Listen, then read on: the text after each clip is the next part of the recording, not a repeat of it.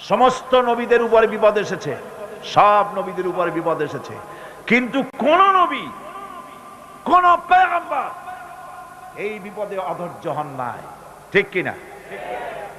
হযরত আইয়ুব আলাইহিস সালামের উপরে বিপদ আসলো, 1 বছর 2 বছর নয়, 18টি বছর পর্যন্ত রোগাক্রান্ত হয়ে পড়লেন। শরীরে ব্যাধি হলো, গোশতগুলির মধ্যে কীড়া হয়ে গেল, পোকা হয়ে গেল। তিনি ধৈর্য ধারণ করলেন। বিবি বাল বাচ্চা দূরে চলে গেল।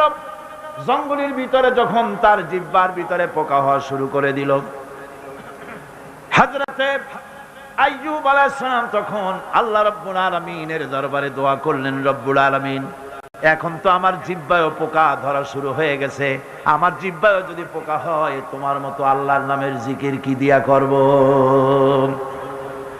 আল্লাহ রাব্বুল আলামিন হযরত আইয়ুব আলাইহিস সালামকে ক্ষমা করে দিলেন, মাফ করে দিলেন, রোগ শেফা করে দিলেন। অধৈর্য তিনি হন নাই, ধৈর্য ধারণ করেছিলেন। হযরতে ইউসুফ আলাইহিস সালাম, হযরতে ইয়াকুব আলাইহিস সালামের চোখের থেকে তাকে সরায় দেওয়া হলো।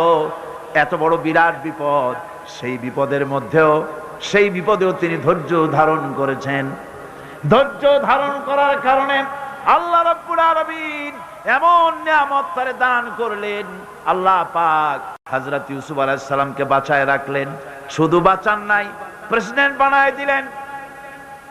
আর তার জামানিয়া যখন আসতেছিলেন, কোথায় মিশর, কোথায় কেনান, হযরতে ইয়াকুব আলাইহিস সালাম বলেছেন, আমি যেন আমার নাকের ভিতরে ইউসুফের ঘ্রাণ পেতেছি। হযরতে ইউসুফ আলাইহিস সালাম তিনিও কি বিরাট ধৈর্যের পরিচয় দিলেন, কোরআন সাক্ষী। সামনে তার সেই 11 ভাই যারা তাকে ফেলে দিয়েছিল গর্তের ভিতরে।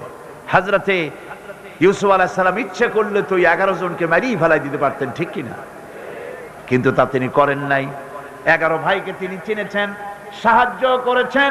আর ওই 11 ভাই সম্পর্কে হযরত ইউসুফ আলাইহিস সালাম বললেন, লা তাসরিবা আলাইকুমুল ইয়াউম, তোমাদের বিরুদ্ধে আমার আজকে কোনো বিদ্বেষ নাই, আমি তোমাদেরকে মাফ করে দিলাম। সুবহানাল্লাহ, সুবহানাল্লাহ।